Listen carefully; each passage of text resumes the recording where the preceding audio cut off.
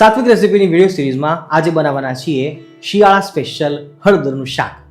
લીલી હળદર શિયાળા સિવાય મળતી નથી અને શિયાળામાં ઇઝીલી માર્કેટમાં અવેલેબલ હોય છે. આખી સિઝનમાં એકવાર તો આ હળદરનું શાક બનાવવું જ જોઈએ. ઘણા લોકોના મનમાં એમ હોય છે કે લસણ નહીં નાખીએ, ડુંગળી નહીં નાખીએ, ફલાણું નહીં નાખીએ તો હળદરનું શાક સારું ન બને. ના, એકદમ તમારી વાત ખોટી છે. એ તમારી ખોટી માનસિકતા છે.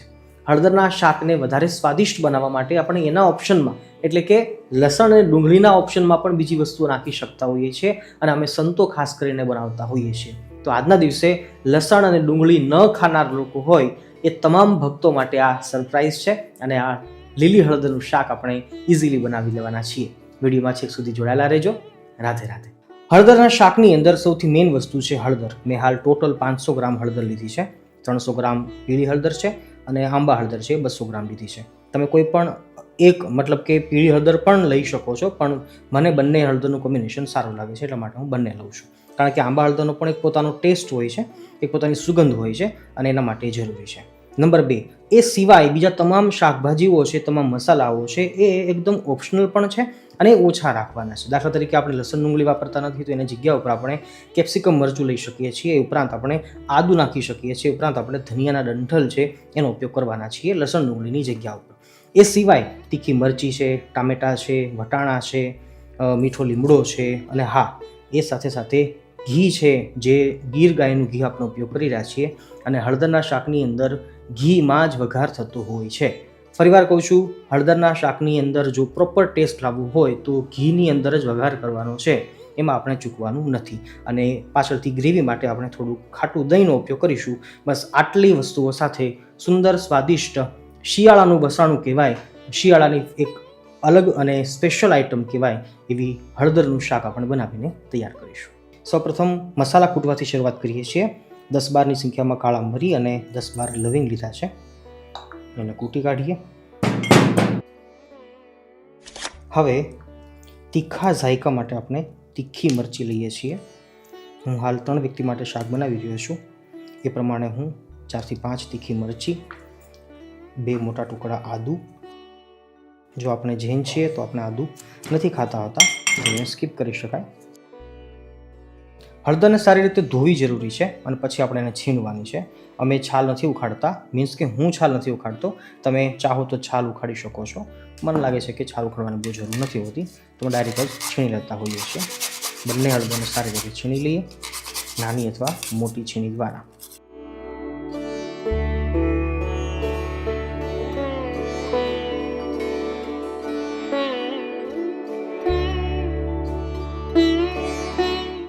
ઘણા બધા લોકોને પ્રશ્ન થતો હશે કે સ્વામી, લીલી હળદર છે એનો સ્વાદ તો બરાબર નથી હોતો, તો છતાં પણ એનું શાક બનાવીને ખાવાની શા માટે પરંપરા થઈ હશે? એનું અથાણું તો બનાવીએ છીએ અને આપણે પણ આપણી ચેનલ ઉપર લીલી હળદરનું અથાણું આખું વર્ષ ખાઈ શકાય એ આપણે રેસીપી આપેલી છે અને લાખો લોકોએ જોઈ છે. તમે પણ બનાવી શકો છો. પણ પ્રશ્ન મુદ્દાનો એ છે કે સ્વાદ નથી બરાબર, તુરો છે, થોડો કડવો સ્વાદ છે, છતાં પણ જો લીલી હળદરનું શાક બને છે અને પરંપરા થઈ છે એનું કારણ એ છે કે લીલી હળદર આયુર્વેદની અંદર એને રામબાણ ઇલાજ કયો છે. અનેક જે આયુર્વેદિક મહાન તત્વો છે, મહાન ઔષધિઓ છે, એમાં હરિદ્રા એટલે કે હળદર એ પણ ખૂબ જ અગત્યનો ભાગ ભજવે છે. રોગ પ્રતિકારક શક્તિ એટલે કે ઇમ્યુન સિસ્ટમ એને વધારી આપે છે. એ ઉપરાંત પાચન શક્તિમાં ખૂબ જ સારો અસરકારક સાબિત થાય છે. એ ઉપરાંત જોઈએ તો શરીરના સૌંદર્ય માટે એના માટે પણ હરિદ્રા એટલે કે હળદર બહુ જ મહત્વની એ ભાગ ભજવે છે. તો લીલી હળદરનો ખૂબ જ મહિમા છે, આયુર્વેદમાં ખૂબ જ એનું પ્રતિપાદન છે અને એટલા માટે જ આપણા વડીલોએ એ પરંપરા બનાવી દીધી કે શિયાળામાં જ્યારે સિઝન આવે અને લીલી હળદર જ્યારે બજારમાં આવે તો અથાણા તરીકે તો આપણે ખાતા જ હોઈએ, પણ હળદર છે, લીલી હળદર છે, એનું શાક બનાવી અને એનો ઉત્સવ કરીએ તો પરિવારમાં આનંદ પણ આવે અને સાથે સાથે સ્વાસ્થ્ય પણ જળવાઈ રહે. તો તમે પણ અવશ્ય આ લીલી હળદરનું શાક મહિમા સાથે અવશ્ય બનાવજો. અને હા, લીલી હળદરની તાસીર થોડીક ગરમ છે, પણ એ ગરમ તાસીરને બેલેન્સ રાખવા માટે આની અંદર તેલ નહીં પણ ઘી નખાતું હોય છે, કારણ કે ઘીની તાસીર ઠંડી હોય છે. તો આ પણ એક સાયન્સ સમજવા જેવું છે. રાધે રાધે. સૌથી મહત્વનો મુદ્દો, હળદરને છીણા પછી એનું પાણી કાઢવું જરૂરી છે. તમને એમ થશે કે સ્વામી, પાણી કાઢી નાખશું ને ફેંકી દઈશું તો પછી એનો સ્વાદ કેમ રહેશે, એના ગુણધર્મો કેમ જળવાઈ રહેશે? પણ મુદ્દો એવો છે કે હળદરને આપણે પહેલાં ઘીમાં પકાવી લઈએ.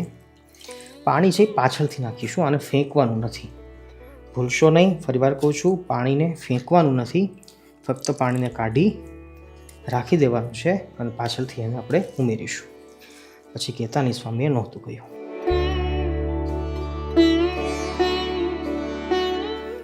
ગીર ગાયનું આપણી ઘરની ગૌશાળાનું ઘી હાલ હું 4 ચમચી લઉં છું. મોટી 3 વ્યક્તિ માટે શાક બનાવીએ છીએ તો 4 ચમચી ઘી ઇનફ થઈ રહેશે. ઘટશે તો પાછળથી નાખીશું. તમને પણ કહું છું, ઘી તેલ ઇત્યાદિ ઓછું ખાજો પણ ચોખ્ખું ખાજો, તો સ્વાસ્થ્ય છે લાંબા ટાઈમ સુધી સારું રહેશે. અને જો તમારે ચોખ્ખું ઘી ખાવું હોય તો તમે કોન્ટેક્ટ કરી શકો છો. સ્ક્રીન ઉપર તમને નંબર દેખાતો હશે, તમે કોન્ટેક્ટ કરજો. આપણે હાલ આખા ગુજરાતની અંદર ફ્રી હોમ ડિલિવરી ઘી પહોંચાડીએ છીએ. ઘી ગરમ થશે એટલે આપણે આપણી હળદર છે એને ઘીમાં શેકવાની છે સારી રીતે. રાઈ જીરું શેનો પણ વઘાર હાલ કરવાનો નથી.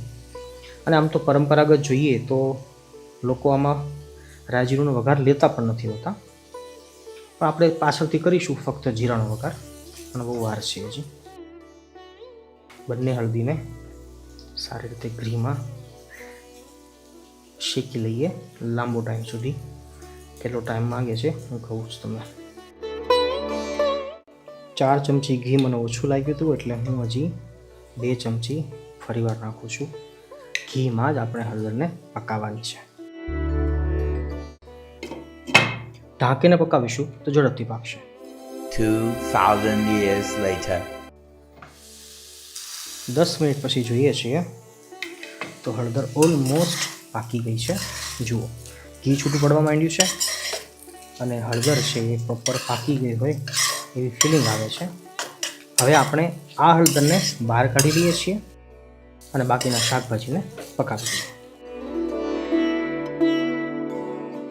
ફરીવાર 2 ચમચી ઘી એની જ કડાઈમાં લઈએ છીએ આપણે, અને હવે બાકીના શાકભાજી છે આપણે એને ફ્રાય કરવાના છે, એને પકાવી લઈએ. સૌપ્રથમ કાજુ જે આપણે લીધા છે એને ફ્રાય કરી કાઢી લઈએ. અને હવે જીરુંનો વઘાર લઈએ છીએ. આ એકદમ ઓપ્શનલ છે. પરંપરાગત રીતે જીરુંનો કે રાઈનો વઘાર નથી લેવામાં આવતો. હું લઉં છું, તમે ચાહો તો લઈ શકો, નહીંતર સ્કીપ કરી શકો. ગેસની ફ્લેમને મીડિયમ ટુ લો રાખવાની છે. અને હવે લીલા લસણની જગ્યા ઉપર આપણે કોથમીરના ડંઠલનો વઘાર લઈએ છીએ. લસણની ચટણીની જગ્યા ઉપર આપણે આદુ અને લીલી મરચી એને કૂટીને નાખીએ છીએ.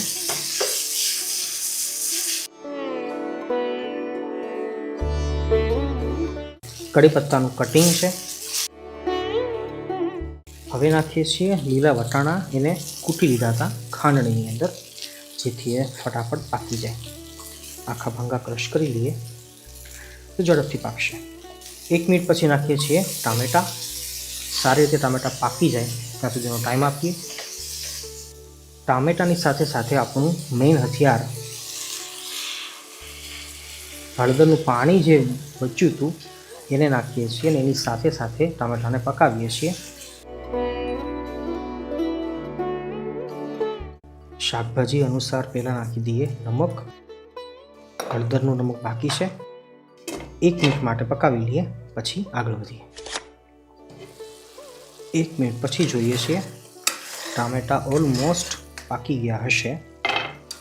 અને હવે ડુંગળીની જગ્યા ઉપર આપણે નાખીએ છીએ આપણા કેપ્સિકમ મરચાં. કેપ્સિકમને પાકતા બહુ વાર નથી લાગતી એટલે લાસ્ટમાં નાખીએ છીએ. કેપ્સિકમ પછી દહીં જે આપણું ખાટું મીઠું છે વધતા ઓછા પ્રમાણમાં એ નાખી શકીએ. દહીં છે બેલેન્સિંગ માટે છે, તો વધારે માત્રામાં દહીં નાખવું જરૂરી નથી. આ મારી એક નાનકડી સૂચના છે, મારા અનુભવોથી કહું છું. ઘણીવાર લોકો બનાવતા હોય છે, દહીં વધારે નાખી દેતા હોય છે, તો પછી એ વઘારેલું દહીં થઈ કહેવાય, એ હળદરનું શાક ના થયું કહેવાય. હવે દહીં પાકી જશે ત્યાં સુધીનો ટાઈમ આપણે આપીએ. મીડિયમ ટુ સ્લો ગેસ રાખીએ. 3 થી 4 મિનિટ પછી જોઈએ છીએ તો એકદમ સરસ રીતે શાકભાજી પાકી ગયા છે અને હવે લાસ્ટમાં વરાજો એટલે કે હળદર એને આપણે ઉમેરી દઈએ, સારી રીતે ચલાવી લઈએ. લુક એટ ધીસ, કેટલી સરસ સુગંધ આવે છે. મને તો આવે છે, તમને આવે છે કે નહીં એ અવશ્ય કહેજો. તમે કંઈ બનાવજો, ઠાકોરજીને થાળ ધરાવજો. અને આ સ્ટેજ ઉપર આપણે ચાખી શકીએ શાકભાજીમાં જે આપણે નમક નાખેલું એ નમક જો ઓછું લાગે તો નાખી શકીએ છીએ. એ સિવાય ગળપણ જો ખાતા હો તો ગળપણ, અને ખટાશ માટે આપણે દહીં નાખ્યું છે. જો ઓછું લાગતું હોય તો આપણે લીંબુ પણ નાખી શકીએ છીએ, પણ હાલ મારે જરૂર નથી એટલા માટે હું કશું નાખતો નથી. આપણું હળદરનું શાક ઓલમોસ્ટ બનીને તૈયાર છે. બસ હવે 1 મિનિટ સુધી આપણે એને બીજા શાકભાજી સાથે મર્જ થવા દઈશું અને આપણું શાક બનીને તૈયાર છે.